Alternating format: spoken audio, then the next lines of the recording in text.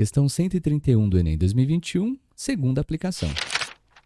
Polímeros biodegradáveis são polímeros nos quais a degradação resulta da ação de micro-organismos de ocorrência natural, como bactérias, fungos e algas, podendo ser consumidos em semanas ou meses sob condições favoráveis de biodegradação. Na ausência de oxigênio, ocorre a biodegradação anaeróbica, conforme representação esquemática simplificada.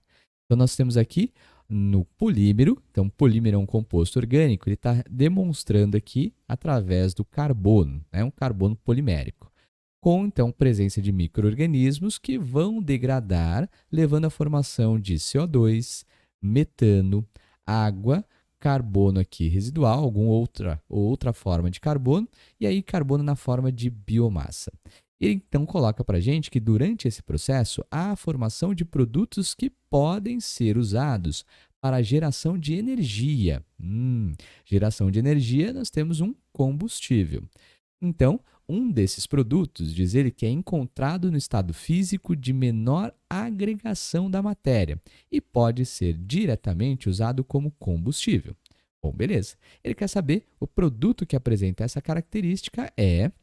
Legal. Ele está falando aqui que tem que ser um composto que é utilizado como combustível. Beleza, então combustível. Se é um combustível, eu sei que ele pode, então, entrar em processo de combustão.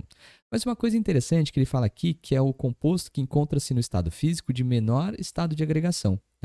Nós conhecemos 3 estados físicos que são também chamados de estado de agregação. O estado sólido, o estado líquido e o estado gasoso. E nós sabemos também, por exemplo, que do sólido para o líquido nós temos o processo conhecido como fusão, do líquido para o gasoso nós temos o processo de vaporização, que pode ser desmembrado tanto ali no processo de vaporização, evaporação, ebulição e também calefação, dependendo da velocidade do processo. E aqui do gás para o líquido nós temos uma liquefação, enquanto do líquido para o sólido nós vamos ter uma solidificação. Lembrando que do sólido passando para o líquido e indo para o gasoso, nós temos processos que vão absorver energia na forma de calor, então são processos endotérmicos. Enquanto a volta aqui do gás passando pelo líquido chegando até o sólido, nós temos processos que vão liberar energia na forma de calor, são processos exotérmicos. E a passagem direta do sólido para o gás, ou então do gás para o sólido, é conhecido como processos de sublimação, beleza? Quando a gente olha para os estados físicos, a gente sabe que no estado sólido as partículas encontram-se muito próximas umas das outras. Então nós temos um alto grau de agregação, as partículas ficam bem próximas umas das outras aqui. E outra, elas não têm mobilidade, elas não podem sair da estrutura do sólido. Elas ficam apenas vibrandinho umas em relação às outras. Agora, no estado líquido, aí você já tem um distanciamento maior das partículas e também uma mobilidade. Essa partícula pode passar, vir para cá, essa outra vem para o lado, e assim ela pode ir para um lado para o outro. Já no estado gasoso, nós temos uma partícula muito distante uma da outra, então nós temos um menor grau de agregação. Elas estão bem pouco juntas, bem pouco, traduzindo, agregadas. Então tem que ser uma substância aí no estado gasoso. Biomassa não é gás, resíduo também não é gás, CO2 metano é gás, a água que a gente até pode considerar como sendo ela emitida no estado de vapor, mas vamos desconsiderar a água. E aí ficamos com o CO2 e o metano. O CO2, nós sabemos que ele não é um combustível. Por que ele não é um combustível?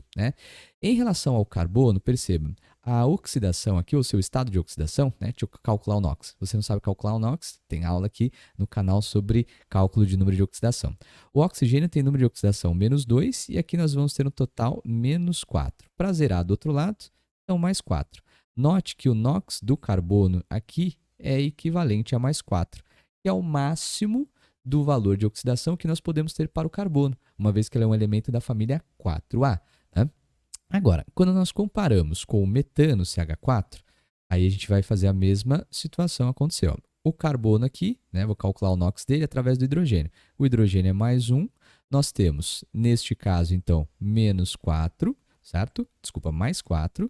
Do outro lado, então, vai ser menos 4. O carbono está com NOx equivalente a menos 4. Belezinha? Olha só, ele está no mínimo no mínimo do seu estado de oxidação. Quer dizer que o carbono, no caso do metano, ainda pode sofrer processo de oxidação, que é justamente o que acontece. Ó. O metano pode entrar em contato com o oxigênio, mediante aí uma energia de ativação, então uma faísquinha, vai liberar CO2, o dióxido de carbono, e H2O, que é um processo conhecido como combustão. Então, o metano consegue pegar fogo, ele é um combustível porque o seu NOx, em relação ao carbono, ainda não chegou no máximo, que é mais 4. Por isso que, então, quando o carbono vai aí da sua forma reduzida, chegando até o máximo de oxidação, dizemos, os químicos dizem que é um processo de oxidação total ou uma combustão completa. Belezinha? Então, o composto que nós temos aqui que serve nessas situações é o que está na alternativa letra B, o nosso gás metano. Belezinha? É isso aí, turma. Comenta se você achou essa questão fácil, média ou difícil. Acho que dava para dar um chutão, mas a gente comentou bastante coisa em cima dela, beleza? Comenta aí. Não esqueça de deixar o like e compartilhar essa questão com quem também está estudando. Até uma próxima. Tchau.